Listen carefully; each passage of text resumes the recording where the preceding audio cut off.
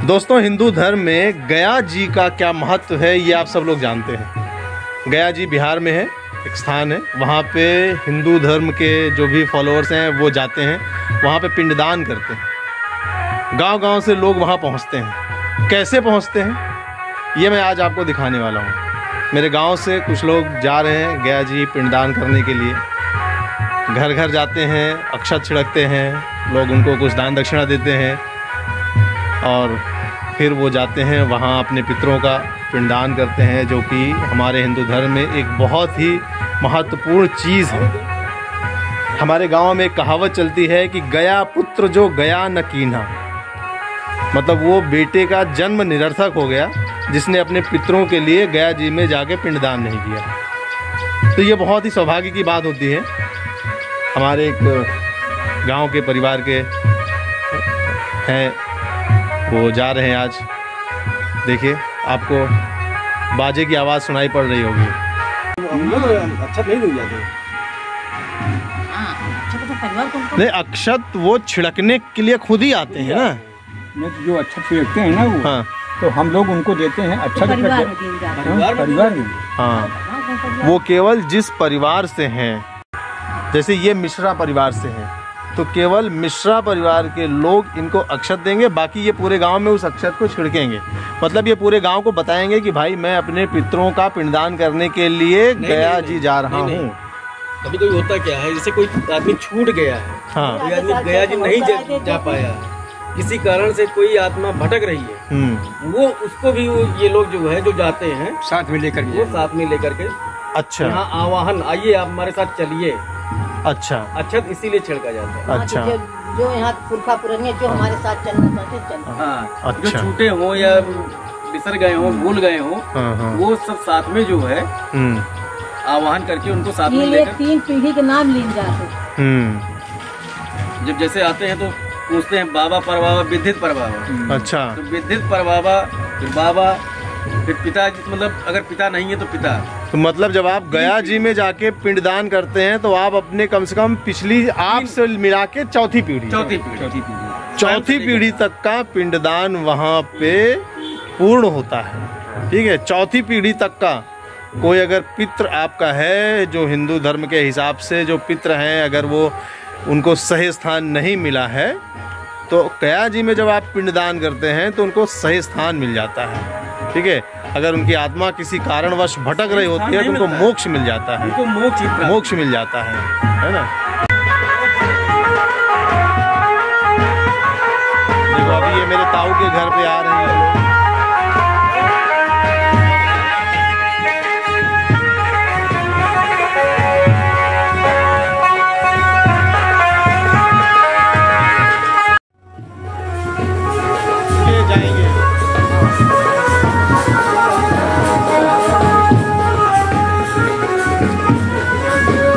तरीका होता है पूरे गांव में हर घर में जाके अक्षत छिड़कने का, और मतलब पूरे गांव को इन्वॉल्व करने का। अगर आप कोई भी चीज़ कर रहे हैं गांव में, अगर आप कोई भी छोटा बड़ा कोई प्रोग्राम कर रहे हैं तो आपको पूरे गांव को उसमें शामिल करना होता है। ये एक परंपरा है।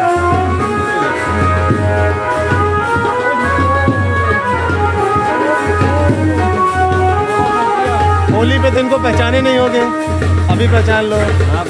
मैं अभिषेक नंबर 1 या अभिषेक नंबर 2। हमारे नाम और है बाबा पोखिया।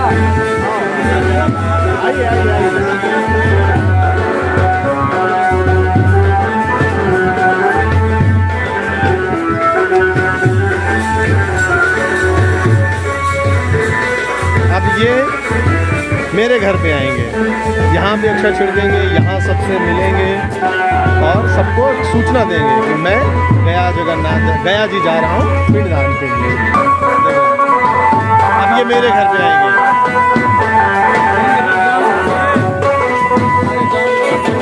हाँ, हमारे ग्राम प्रधान, हमारे चाचा रमापति चाचा,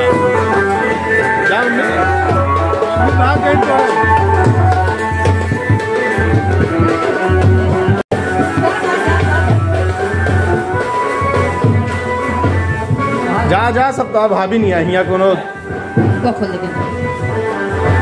ये देखिए, इसी तरह हर कमरे में ये अक्षत ऐसे छिड़का जाता है। ये हमारे छोटे भाई हैं आशीष, ये जा रहे हैं अपने पितरों का पिंडदान करने के लिए। बहुत ही शुभ है ये चीज़।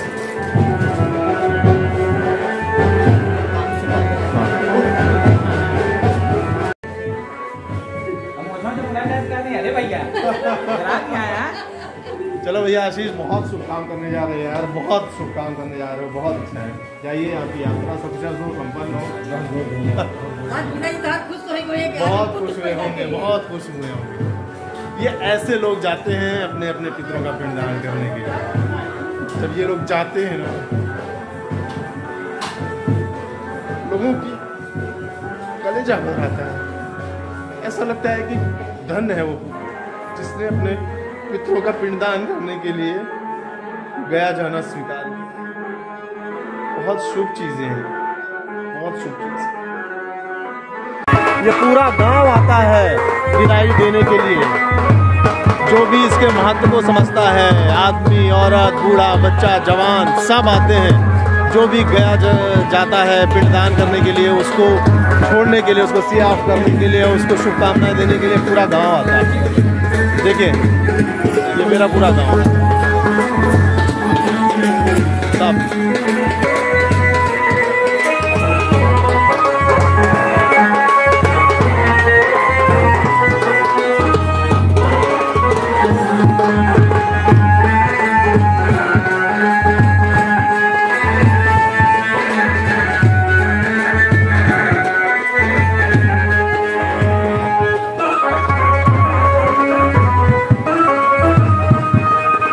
हमारी आंटी जी हैं, ये हमारी भाभी जी हैं, ये देखो हमारी चाची हैं। और कहाँ ये किन दुकान की हैं? अच्छा, आंटी जी हैं। सब लोग हैं। आप वही बॉर्डर पे हैं।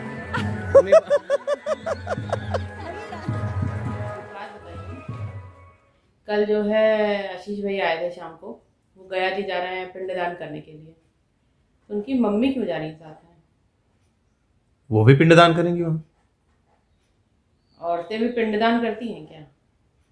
हिंदू धर्म में ऐसी कोई भी चीज नहीं है जो पुरुषों के लिए तो मान्य हो लेकिन औरतों को उन अधिकारों से वंचित किया गया हो। ऐसी कोई भी चीज नहीं है। ये केवल वही व्यक्ति सवाल उठाता है जिन्होंने हिंदू धर्म के धर्मशास्त्रों को, धर्म ग्रंथों को ठीक से पढ़ा नहीं है।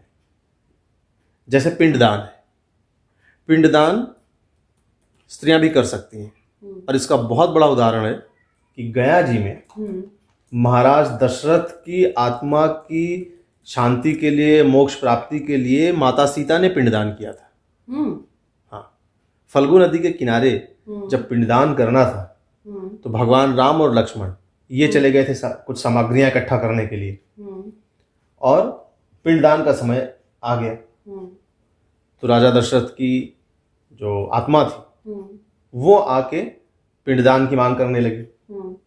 ऐसी स्थिति में माता ने फल्गु नदी, उस समय जो वहां नदी थी फल्गु नदी, वट वृक्ष, वहां एक वट वृक्ष था, गाय खड़ी थी, गाय और केतकी का एक फूल, इनको साक्षी मान के और महाराज दशरथ के आत्मा को मोक्ष प्राप्ति के लिए पिंडदान दिया। और आत्मा अपना पिंड लेके चली गई। अब जब भगवान राम लौट के आए तो उन्होंने भगवान राम से सारी बात बताई माता ने। भगवान राम को विश्वास नहीं हुआ तो माता ने कहा कि ये 4 लोग हमारे प्रमाण हैं, इनसे आप पूछ लो। जिसमें से फल्गु नदी, केतकी का फूल और गाय, इन तीनों ने झूठ बोल दिया कि नहीं, ऐसा नहीं हुआ। हाँ, केवल वट वृक्ष ने सही गवाही दी, सच बोला। तो माता ने फिर महाराज दशरथ की आत्मा का ध्यान किया, स्मरण किया। महाराज दशरथ खुद आके उन्होंने अपने मोक्ष प्राप्ति के लिए माता का जो पिंडदान था उसकी गवाही दी। तब भगवान राम को विश्वास हुआ। और उस समय सीता माता ने गाय को श्राप दिया कि तुम पूज्य होकर भी लोगों का जूठन खाओगी। आज भी गाय देखो, हम पूजा जरूर करते हैं लेकिन अपने घर का जूठा नहीं तो खिलाते हैं। केतकी के फूल का, हाँ, केतकी के फूल को शाप दिया कि तुम आज के बाद किसी भी पूजा में नहीं चढ़ाई जाओगी। केतकी का फूल हिंदू धर्म में किसी भी पूजा में नहीं चढ़ाया जाता। और फल्गु नदी को शाप दिया कि तुम केवल नाम की नदी रहोगी, तुम में पानी कभी नहीं होगा। अच्छा। फल्गु नदी हमेशा सूखी रहती है, तो सूख चुकी है। हाँ, सूखी नदी है वो। वहां पे लोग उसकी बालू और रेत से पिंडदान करते हैं। और वटवृक्ष को माता ने आशीर्वाद दिया कि सुहागिन स्त्रियां तुम्हारा नाम लेके अपने पति के दीर्घायु होने की कामना करेंगी, पूजा करेंगी। इसीलिए देखो आज भी वट सावित्री की पूजा होती है। तुम लोग भी करती हो ना, फेरी जो लगाती है, वट सावित्री की पूजा होती है। ये उसी समय से शुरू हुई। ये सीता माता का आशीर्वाद दिया है। तो अगर आपके मन में भी धर्म को लेकर कुछ ऐसे विचार हों, कुछ ऐसी भ्रांतियां हों, तो उनके निवारण के लिए आप अच्छी पुस्तक पढ़ें, धर्मशास्त्र पढ़ें, धर्म ग्रंथ पढ़ें। आपके घर में आने वाले जो भी पंडित हैं, जो जानकार लोग हैं, उनसे आप इस बारे में विचार विमर्श करें और अपने दिमाग में जो भी नेगेटिविटी है उसको दूर करें। और हाँ, अभिषेक प्लैनेट ज़रूर देखते रहें। सब्सक्राइब किया है तो बहुत बहुत धन्यवाद, नहीं सब्सक्राइब किया है तो सब्सक्राइब कीजिए और हमारे फैमिली व्लॉग को देखते रहिए। खुश रहिए, स्वस्थ रहिए, मस्त रहिए। Thank you so much.